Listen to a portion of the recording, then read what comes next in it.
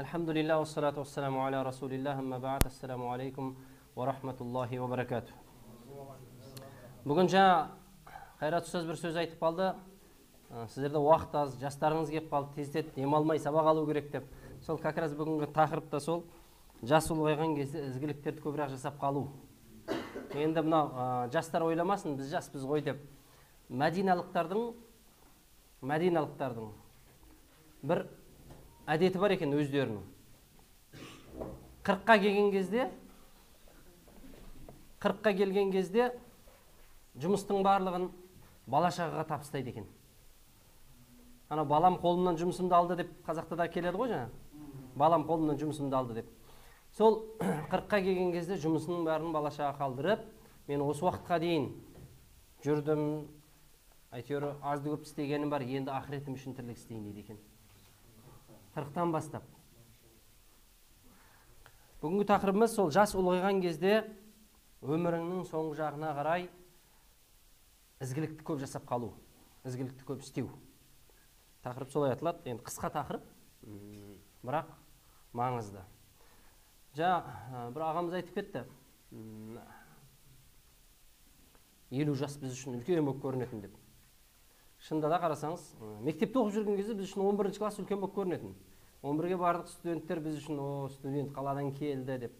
Ол жасқа да келдің, одан кейін қарасаң, ана үлкен кісі 40-тағы, 40 деген кезде үлкен болып көрінетін. Оған да келесің өзің.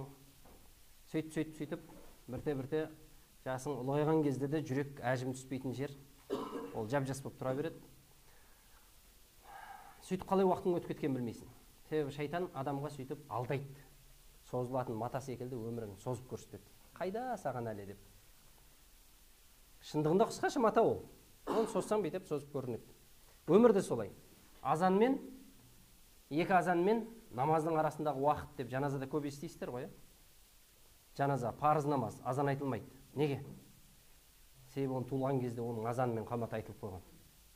Ал азан мен қаматтан кейін, қамат пен намаздың арасында қанша уақыт? Қамат пен парыздың арасы. Тіпті ешқандай сөз сөйлемеу керек. Қаматқа дейін саптардың түзулеңдер деген нәрсен бәрін айтылып болу керек негізі. Біз амал жоқ қаматтан кейін айтамыз. Себебі нағыз дайындалатын уақыт сол адамдардың. Қаматтан кейін ештеңе айтылмай намаз басталып кету керек. Арасы қысқаша уақыт, секундтар. Бірақ сол жаңағы бала кезімізде азан айтылды, сол намазға қамат айтылды, енді намазы қайда деген кезде ол намаз жаназасы. Сол аралықтағы уақыт біреуде 60, біреуде 80, біреуде 100, әркімнің бергенінше, Аллах Тағаланың маңдайына жазғанындай. Сол уақыт, сондай қысқа уақыт негізінде. Себебі ең ұзақ өмір сүрген пайғамбарлардың ішіндегі Нух алейхиссаламның өзі 950 жыл оның пайғамбарлығы. Ал қанша жасында пайғамбарлық келді оған. Сол үшін де сол кісінің өзінен сұралған кезде өмірді қалай таптың деп сұрайды қысқаша.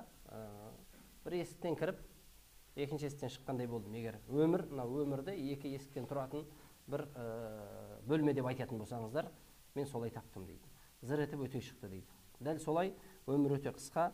Соның ішінде енді қартайған кезде, жасың ұлғайған кезде мейлінше жақсылық жасап қалуға тырысу керек.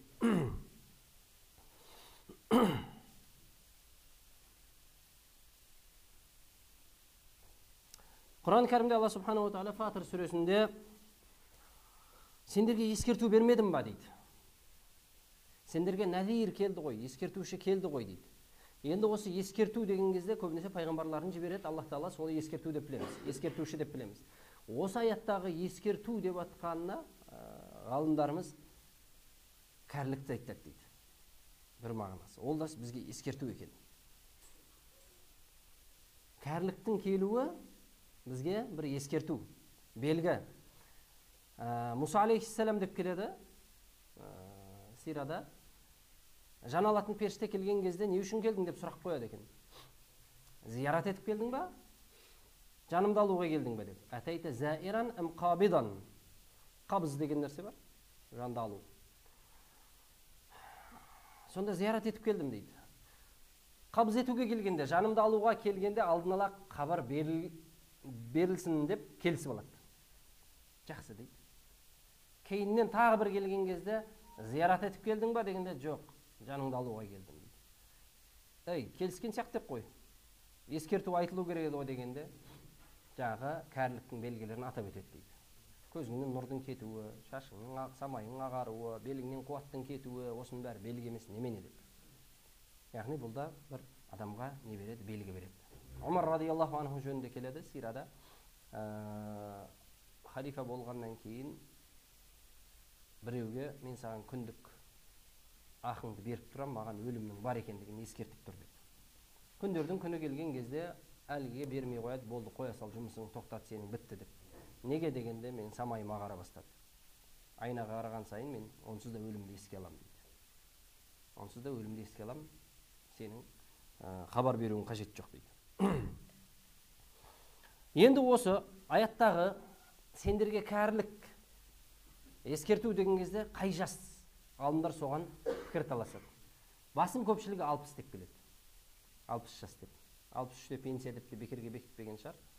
Себебі қоғамдағы 60-тың өзі шында да жаңағы 50-да ел ағасы дейтін болсақ, 60 ары қарай уже енді өрлеу емес қой болса да енді. Қабылдау қиын шығар көп адамға, бірақ ол ақиқат. Бірақ кейбір ғалымдар 40-ты да айтқан екен. Неге десе, Мәдинаның тұрғындарының амалына сүйене отыра. Мысалы, имам Мәликтің мәзһабындағы көптеген іс-әрекеттер Мәдинаның тұрғындарына сүйенеді. Біз жаңағы намазда бүйтіп қойма, былай қой, кіндіктің үстемес, астына, ортасына, жоғарыға деп таласып жүрміз ғой.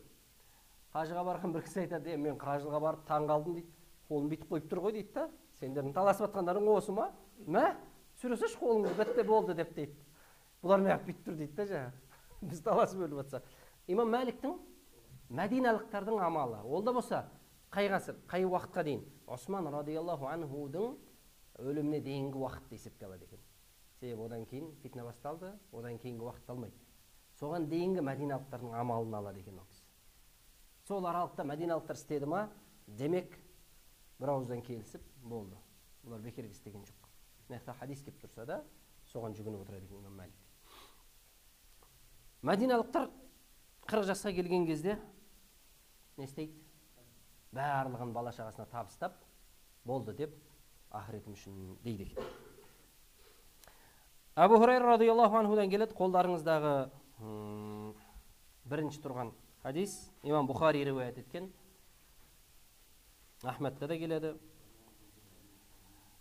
А'зараллаху иля мриин. Нерде енді бөлек жазды, сіздерде иля имриин деп қосып оқып кетсеңіздер де болады. Иля мриин аххара ажалаху хатта балага 60 сана. Немесе 60 санатан деп те жазған шығар сіздерде. Алла субханаху ва тағала, ал аудармасын оқыңызшы.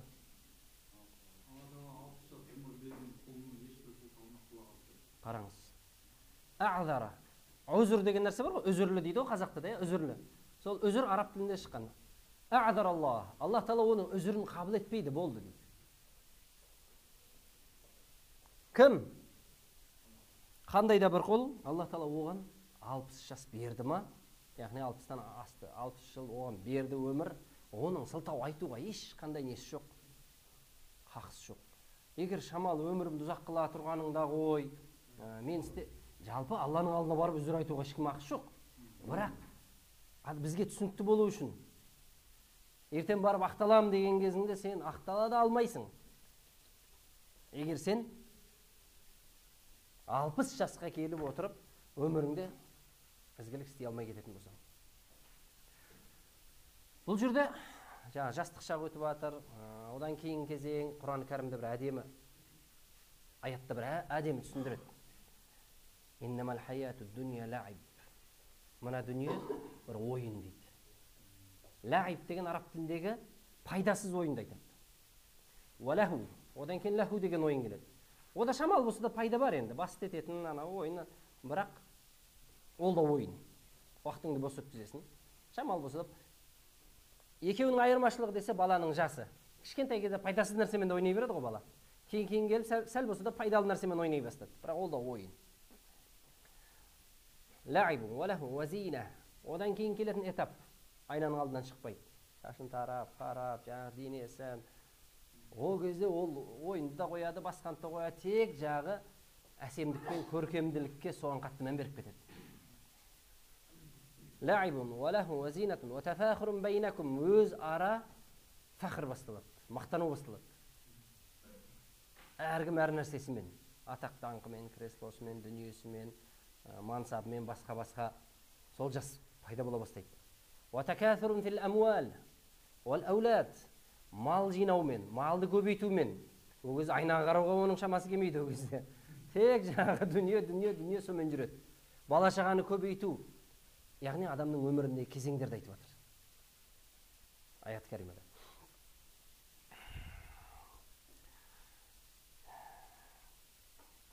Сөйтіп жүріп, Алланың алдына барғанда, сәл тағы өмір бергенде ғой, мен істейтін едім деген секілді адамда не пайда болады? Сылтау. Енді демек 40-қа келіп қайтыс болып кеткен адам, демек сылтау оның қабыл етіледі деген сөзді шықпайды бұл жерден. Бұл жерде сізбен бізге түсінікті болу үшін Аллах субханаху ва тағала 60 жас ғұмыр берген пенденің сылтауын қабыл етпейді. Қияметтің күні адамдар келеді екен сылтауын айтып. Кедей келеді. Оған дәлел ретінде Иса алейхиссаламды алып келеді дейді. Баспанасы да жоқ еді. Үстінде жалғыз киім бар, жамау болған. Аспанды өзіне шаңырақ етті, жерді өзіне төсеніш етті, айды өзіне түнгі жарық. Күн көрді сөйтіп. Отбасы да болған жоқ, бала шағасы ештеңесі болған жоқ бұның. Бұл да Құдайын ұмытқан жоқ. Бай келеді, менің уақытым болған жоқ, мал мүлкімді санайым деп. Шында да бір кенеттен бір ақша келіп қалса, намазың өзі дұрыс болмай кетеді ғой. Ананы распределение жасап, ананы мына жаққа деп, дүниең көбейіп кетсе де. Анау бай келеді екен. Мен уақытым болған жоқ. Соны санап, соны есептеп, әлсіз деп келеді. Ана бір риуаят бар ғой. Мен бай болайын деп қоймай пайғамбарға келді. Осы жүргенің қайырлы шығар сенің. Жоқ, сұрашы, мен бай болайын. Ақыр соңында не болды? Байлығы көбейіп, қалаға сыймай, сыртқа кетіп, намаздардан қала бастады. Жамағаттың, парыз емес, жамағаттың. Кейін жұмаға келмей бастады дейді. Енді риуаятында оның не бар? Күдік бар, бірақ шында да өмірде болып жатқан нәрсе ол. Мал, мүлк деп жүріп, құлшылыққа да уақыт таппай жүргендерді көреміз. Сөйтіп жүріп, зекетін бер деген, зекет аят түскен кезде не істеді дейді? Не үшін берем деген нәрсе. Неге? Себебі адам баласы күнделікті сонымен жүріп, құлшылықтан, ғибадаттан алыстаған сайын оған жақындай береді. Ол жүрекке жақын бола береді. Бір кезде неге берем деп шығады. Өзім тапқан жоқпын ба, өзім еңбек еткен жоқпын ба, олар да істесін де деген сөз. Жүрекке кіріп кетеді. Мал мүліктің орны жүректе емес, өзінің қалтасында, орында болу керек. Ұстаздарымыздың бір әдемі мысал келтіреді. Суға жүзу үшін не керек? Кемеге жүзу үшін су керек. Қайыққа су болмаса жүзбейді ғой. Нұх алейхиссалам кемені салып жатқанда не деді? Есің дұрыс па деді ғой. Құрғақ жерде не істеп тұрсың сен деді. Су жоқ қой деді жан-жақта. Су керек демек. Қайыққа, кемеге су керек. Ал енді ортасын тесе бастасаң судың ортасына барғанда. Не дейді? Батамыз, су керек дедіңдер ғой. Керек, сыртына керек, ішіне емес. Ішіне келсе батамыз. Дүние де солай. Керек, бірақ сыртымызға керек. Онына ішке кірмеу керек. Жаңағы айтпақшы, жүрекке кіріп қалатын болса, ол батасың. Әкеңді танымайсың ол кезде. Ертерек өлсе, квартираны тезіз иеленесің, басқа қыласың, тағысын. Болып жатыр қоғамда. Алла сақтасын. Сол үшін мал, мүлк, дүние өзінің орнымен керек. Сыртта болу керек, жүрекке кірмеу керек. Сол мал, мүлктің артында жүріп, бір күні өмірден өтетін шағыңды жақындап, есіңе алып, келген кезде ары қарай кеш болып қалмау керек.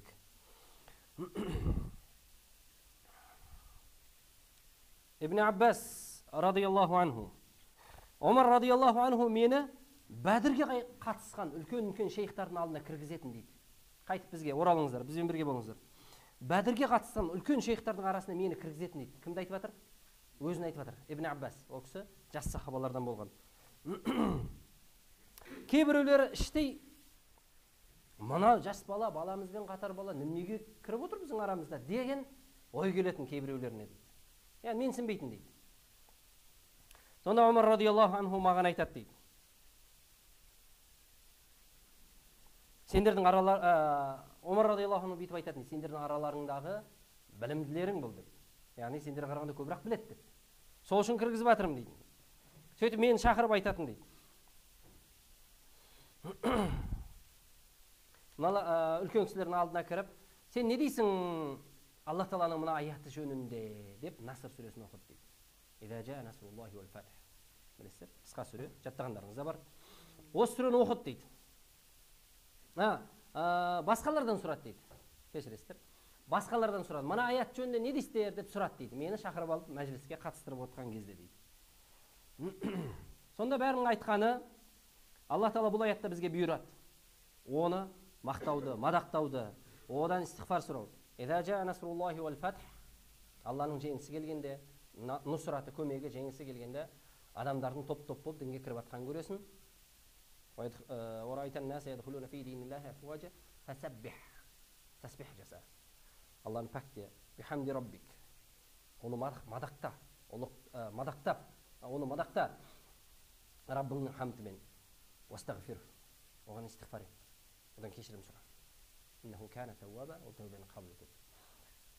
Деген кезде бұл аятта бізге Аллах Тағала оны мақтауымызды, ұлықтауымызды, дәріптеуімізді, оған истихфар етуімізді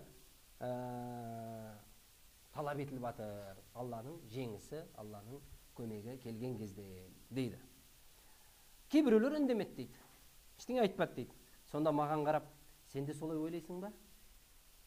Сен де осы ойдасың ба? Деп менен сұрады дейді. Сонда жоқ дедім дейді. Мен басқа нәрсе ойлаймын. Бұл аяттан мен басқа нәрсе түсінемін деп айтты. Не ол деген кезде пайғамбардың ажалы деп айтты. Жоқ, үлкен болған. Жас болған да. Себебі пайғамбарымыздың көзін көрген, көптеп ол кісіден сахаба дәріс алған. Мен бұл аяттан пайғамбардың ажалын оғам деп айтты. Бұл аяттың келуі пайғамбар алейхиссалату вассаламның миссиясының бітуі.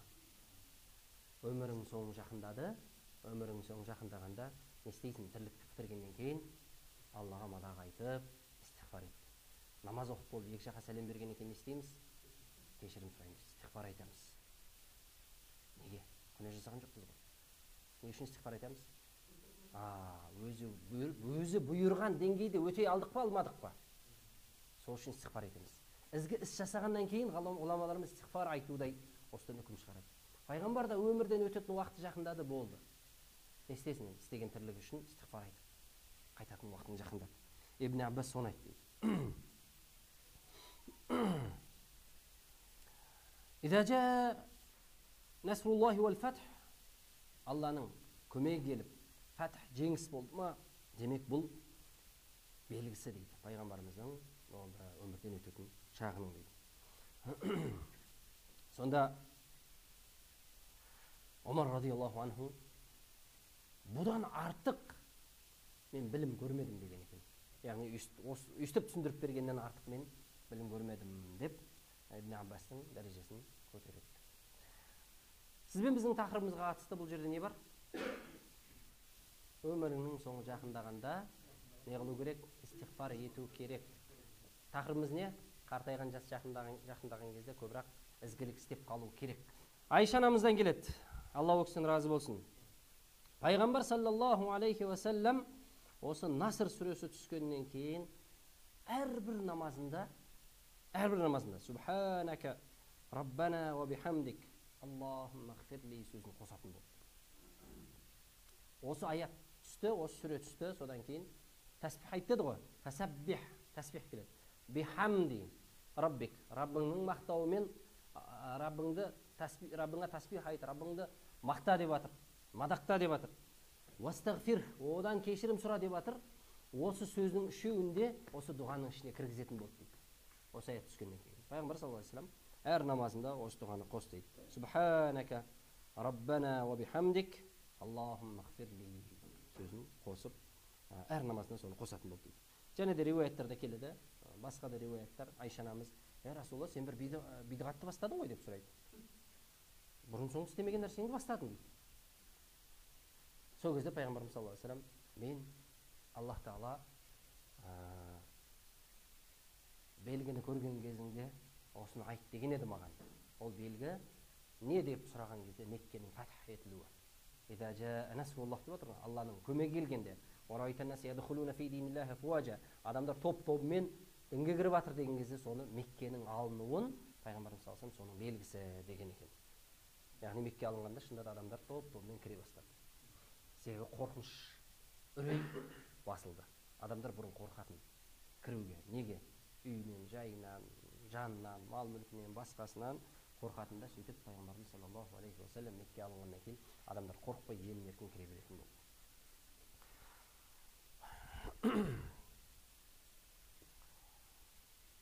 Анас радиаллаху анхудан келеді. Пайғамбарымыз саллаллаху алейхи уассаламға Аллах Тағала уахиді жіберіп отырды дейді. Өлімінің алдыңғы жылдары арта түсті. Яғни ажал жақындаған кезде арта түсті. Бірақ ғұламаларымыз айтады, осы хадисті шарықтаған кезде өлім сәтіне дейін уахи жалғаспады дейді. Біраз уақыт үзілді. Қайтыс болатын, өмірден өтетін шағынан біраз уақыт уахи тоқтады дейді.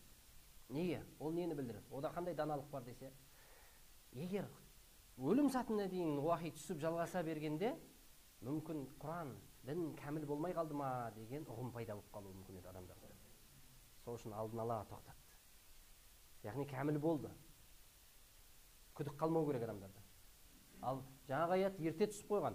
Al-yawma akmaltu lakum dinakum wa atmamtu alaykum ni'mati wa raditu lakum al-islam dina. Бүгін сендерге кәміл еттім діндеріңді. Кәміл бол, толық бол. Wa atmamtu alaykum ni'mati. Нығметімді сендерге тамамдадым. Дін бұл бізге берілген нығмет. Бұл ауырлық емес. Дінде ауыртпашылық көп. Жоқ, керісінше. Бұл дін нығмет. Егер дін берілмегенде, сіз бен бізге, адам баласы не істейді? Қалағанын істейді. Шектен шыққандар.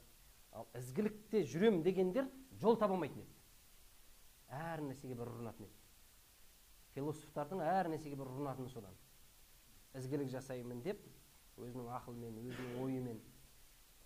Ол кезде ортақ бір ұстаным бола алмайтын еді. Ортақ бір дүние бола алмайтын еді.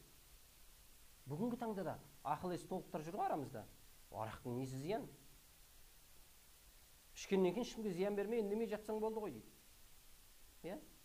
Күнә атаулының бәрін, оның жаңағы зияндарын айтып отырсаң, соны істемесең болды ғой дейді. Ол адамзатқа берілетін зияны, ал негізгі харамдығы оның Алла тарапынан, және оның небір қандай да артында тұрған даналық сіз біле бермейсіз.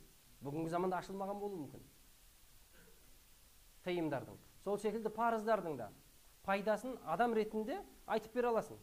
Мынандай пайдасы бар, мынандай пайдасы бар, мынандай пайдасы бар. Оны пайданы ғана айтатын болсаң айтады. Дәл сонда физиратканы жасай салайын да онда дейді. Қалаған уақытымда дейді. Дұрыс па? Дәл солай өзімнің қалаған уақытымда аш жүре салайын да дейді. Неге мен именно сол Меккеге барып істеуім керек? Сондай бір қасиетті, жақсы деген бір тауларға шығып қайтсам да болмайды ма? Деуі мүмкін. Сол үшін ол біздің айтатын пайдамыз жаңағы, біздің білетін, біздің ұғынғанымыз, бірақ оның астында қаншалық даналықтар жатыр, оны біле бермейміз. Сол үшін Алла субханаху ва тағала бізге тәмамдап, кәміл етіп дінді бергені ол үлкен нығмет. Варадиту лакум ал-ислама дина. Сендерге осы исламды дін ретінде беріп, сонан ризамын. Яғни осыны істейтін болсаңдар, мен ризамын сендерден. Аллах Тағала ризалығын білдіріп жатыр. Осы аятты бір яһуди естіген кезде айтқан екен. Егер бізге осындай аят түскенде, біз ол күнді мереке етіп алар едік.